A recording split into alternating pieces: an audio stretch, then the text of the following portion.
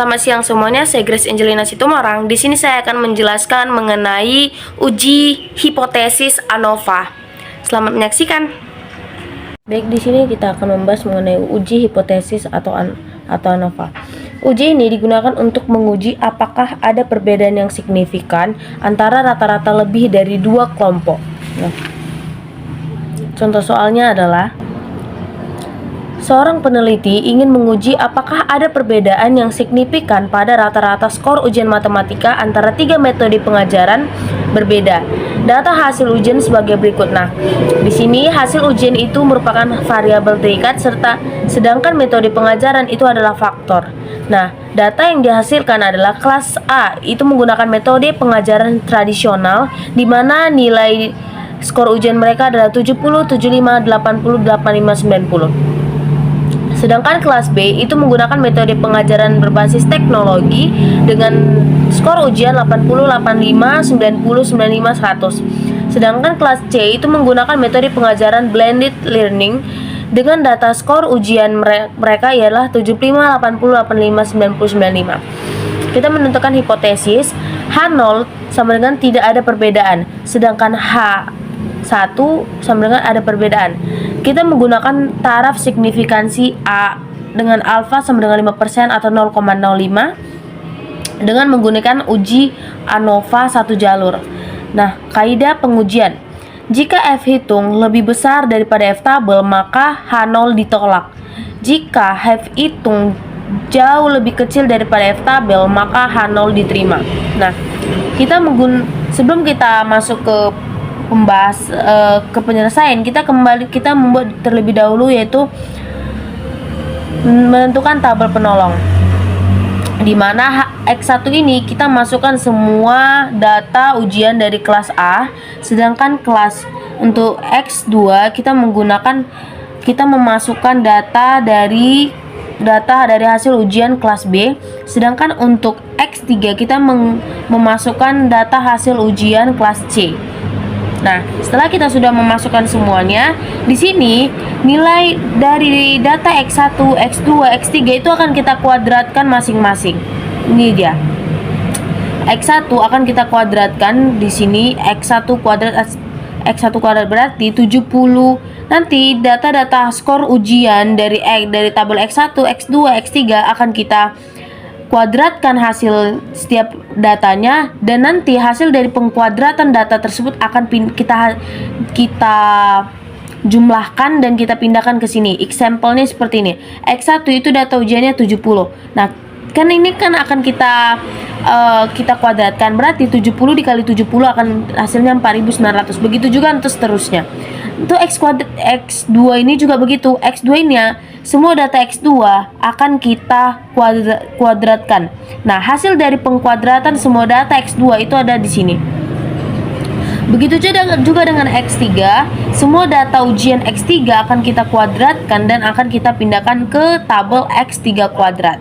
Nah, ketika kita sudah mendapatkan semuanya, semua hasil dari per tabel akan kita jumlahkan, di mana sigma X1 itu hasilnya 400, sigma X2 itu hasilnya 450, sigma X3 itu hasilnya 425, sedangkan sigma X1 kuadrat itu 32.250, sigma X2 kuadrat itu 40.750, sedangkan sigma X3 kuadrat itu 36.375.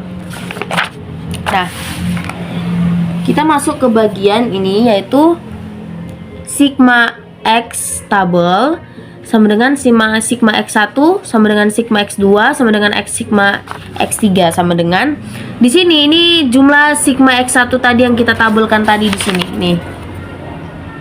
Nah, inilah guna dari F tabel penolong tadi, di mana jumlah dari tabel X1 itu 400, jumlah dari X2 itu 450, dan jumlah dari X3 itu 425. Ini akan kita jumlahkan semuanya dan hasilnya 1275. Nah, untuk X tabel kuadrat itu semua dari hasil jumlah dari sigma X1 kuadrat seperti yang di bagian sini. Ini. Karena ini sudah selesai tadi kita kerjakan, kita masuk ke bagian sini, di mana bagian sini adalah pengkuadratan. Sehingga rumusnya sigma X tabel kuadrat sama dengan sigma X1 kuadrat ditambah sigma X2 kuadrat ditambah sigma X3 kuadrat sama dengan 3 sigma X1 kuadrat itu 32.250 ditambah sigma X2 kuadrat itu 40.750 ditambah sigma X3 kuadrat itu 36.375 dan hasil dari penjumlahannya itu ialah 109.375. Setelah kita masuk ke sini, kita masuk ke menentukan jumlah kuadrat atau KD untuk beberapa sumber variansi yaitu total T yaitu total atau T antar A dan dalam D, di mana N1 itu tradisional, berarti N1, N2, N3 ini merupakan metode pengajarannya. N1 tradisional, metode pengajaran tradisional, N2 metode pengajaran berbasis teknologi, N3 itu metode pengajaran blended learning, di mana N1 tradisional itu menggunakan metode pengajaran itu sebanyak 5 data. Ini nih. Nah, kita ambil dari sini. Ini kelas kelompok A itu N1, kelompok B N2 dan kelompok 3 dan kelompok C itu N3. Nah, 5 data 1 2 3 4 5. 1 2 3 4 5. Semua dari metode pengajaran itu dia mengambil 5 data. Nah, inilah datanya. 5 5 5. Nah, kan jumlah dari 5 tambah 5 tambah 5 itu 15. Berarti 15 di 15 berarti NT atau jumlah tabel itu, jumlah sampel di tabel itu adalah 15 data. Nah, sedangkan di sini kita masuk ke yaitu JKT dengan rumus X kuadrat XT kuadrat dikurang XT kuadrat per NT yaitu 109.375 dikurang 1.275 kuadrat bagi 15. Nah, 109.375 dikurang 1.275 dikali 1.275 dikarenakan ada kuadrat. Nah, itu nanti kita kalikan sehingga hasil dari pengkuadratan 1.275 akan kita bagi ke 15 dengan hasil 108.375. 109.375 dikurang 108.375 dikurang 108.375 sama dengan 1.000. Nah, untuk JKA itu adalah sigma X1 kuadrat sama dengan per N1 sama dengan sigma X2 kuadrat per N1 ditambah sigma X3 kuadrat per N1 dikurang sigma XT tabel kuadrat dikurang NT. Nah, ini sigma X1 tadi itu ada 400 karena ada kuadrat, kita kuadratkan 400 kuadrat per 5 karena tahu jumlah sampel kita itu ada 5. Nah, untuk jumlah sigma X2 kuadrat itu 450 kuadrat per 5 ditambah 425 ditambah per 5 dikurang 1275, dimana ini adalah X tabel kita ini kuadrat per 15. Nah, gimana? Ini kan ada kuadrat, berarti 400 dikali 400 karena ada kuadrat itu hasilnya 160.000 per 5 ditambah 450 dikali 450 sama dengan 202.500 per 5 ditambah 425 dikali 425 itu hasilnya 108.625 per 5 dikurang 1.275 itu kan ada kuadrat, kita kalikan 2 kali 1.275 dikali 1.275 hasilnya 1.625.625 per 15. Nah, nanti ini kita bagikan, setiap ini kita bagi-bagikan. Nah, hasilnya ke sini yaitu 32.000 ditambah 40.500 ditambah 21.725 dikurang 108.375. Kita tambahkan terlebih dahulu yang dalam kurung ini, baru kita kurangkan ke sini. Hasilnya min 14.150. Nah, kita masuk ke sini JKD. Nah, dimana JKD ini sama dengan JKT dikurang JKA. JKT kita itu kan ada 1000, JKT kita ini segini. Nih, ini JKT.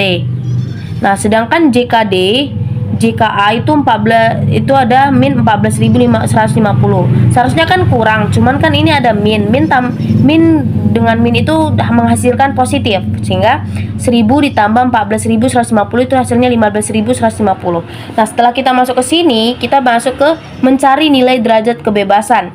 DKT sama dengan NT dikurang 1 sama dengan N ini jumlah sampel tabel kita semua. Kan setiap metode pengajaran itu mengambil 5 tabel. Nah, kan kita mengambil 3 metode pengajaran.